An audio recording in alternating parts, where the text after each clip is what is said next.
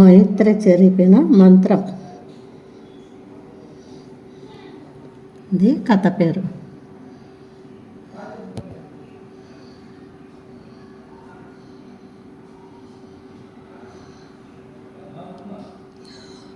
ఒక మాట అక్బర్ చక్రవర్తి వీరబలుడితో యువరాజు సలీల సంగతి వివరిస్తున్నాడు.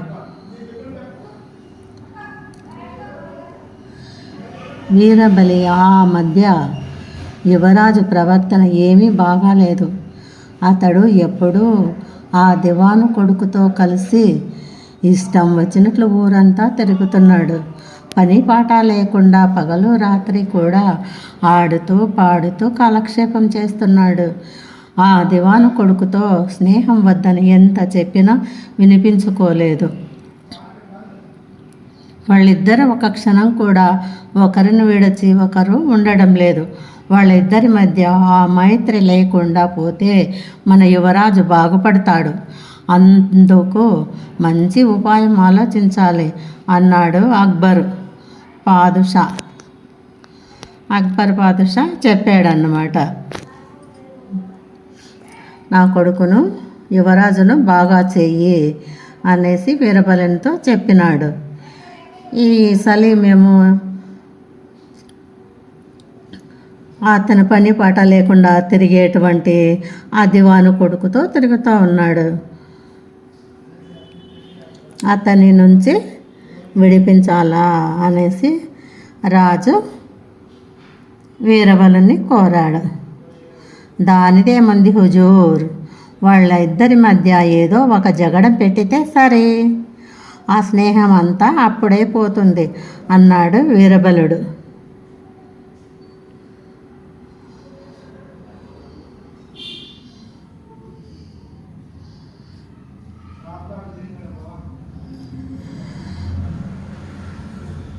పాదుషా సందేహిస్తూ, అది అంత సులభం కాదు వీరబల్.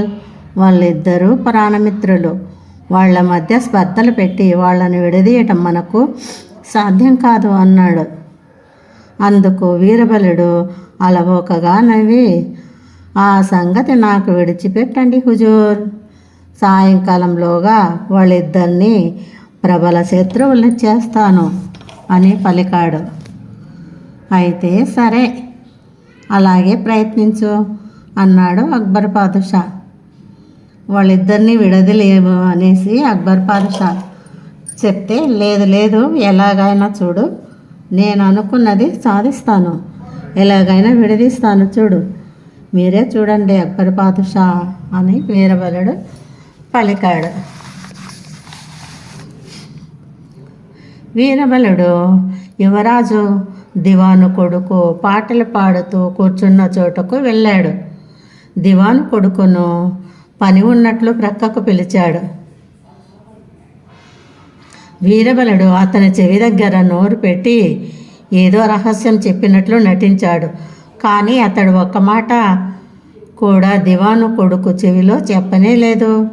కొంచెం సేపు అలాగే ఉండి, జాగ్రత్త, ఈ రహస్యం ఎవరితోనైనా చెప్పావంటే నీ మర్యాద దక్కదుప్ప అని యువరాజుకు కూడా వినపడేటట్లు దివాను కొడుకును గద్దించి పలికి గబగబా వెళ్ళిపోయాడు వీరబలుడు. ఏదో రహస్యం చెప్పినట్లు ఊరికే చెవి దగ్గర నోరు పెట్టి మాట్లాడుతూ ఉన్నట్లు యాక్షన్ చేశాడు. పో, ఈ రహస్యం ఎవరికి చెప్పాకు అని చెప్పాడనమాట. ఎవరికైనా చెప్పినావో నీవు అంతే అని చెప్పి వెళ్ళిపోయాడు కొడుకుతో చెప్పి వీరబలుడు. దివాను కొడుకు నిర్విణ్ణుడైనాడు. అతనికి అంతా చిత్రంగా తోచింది. అతడు వీరబలుడు వెళ్ళిన వైపే చూస్తూ అలాగే నిలబడిపోయాడు. అంతలోనే ఆ దగ్గరలో ఉండి వీరబలుడి మాటలు విన్న యువరాజు వచ్చి మిత్రుడి వీపు తట్టాడు. ఏమిటి మిత్రమా, నీకు ఆ వీరబలుడు చెవిలో చెప్పిన రహస్యం ఏమిటి? ఎవరితోనైనా చెప్పావంటే మర్యాద దక్కదని అంటున్నాడే, ఇంతకు ఏమిటది అని అడిగాడు యువరాజు. ఏం అట్లా గద్దిస్తున్నాడు వీరబలుడు నిన్ను? ఏం చెప్పాడేమిటి చెవిలో రహస్యం అని అడిగాడన్నమాట ఫ్రెండ్ను యువరాజు. దివాను కొడుకు, ఏమీ లేదు యువరాజా, అతడు నా చెవిలో పరమరహస్యం ఏమీ చెప్పనే లేదు, ఊరికే చెవి దగ్గర నోరు పెట్టి ఏదో చెప్పినట్లు నటించాడంతే అని సమాధానం చెప్పాడు. కానీ యువరాజుకు మాత్రం అతని మాటల మీద నమ్మకం కలగలేదు. అతడు మిత్రుడి వైపు చురచురా చూస్తూ, అలా కాదు, నీకు వీరబలుడు ఏదో రహస్యం చెప్పాడు, నీవు నాకు చెప్పకుండా దాచిపెడుతున్నావు అంతేనా అన్నాడు. ఏదో చెప్పినాడు కదా వీరబలుడు, చెప్పు నాకు, నువ్వు చెప్పిన మాట నువ్వు ఏమీ చెప్పలేదంటే నేను నమ్ముతానా, చెప్పు అనేసి అడిగాను అనమాట. అడిగినాడు దివాను కొడుకును యువరాజు అడిగాడు. దివాను కొడుకు తనకు నిజంగా ఆ వీరబలుడు ఏమీ చెప్పలేదని ఎంత మొత్తుకున్నా యువరాజు సలీం అందుకు అంగీకరించలేదు. అతని మాటల మీద యువరాజు అసలు నమ్మకమే కలగలేదు. తనతో చెప్పకుండా రహస్యం దాచినందుకు యువరాజుకు దివాను కొడుకు మీద కోపం వచ్చింది. అతడు కళ్ళెర్ర చేస్తూ, చీచి, నీ వంటి మోసగాడితో స్నేహం చేయడం నాదే పొరపాటు. నిజమైన మిత్రుడివని నిన్ను నమ్మినందుకు నాకు బాగా బుద్ధి చెప్పావు.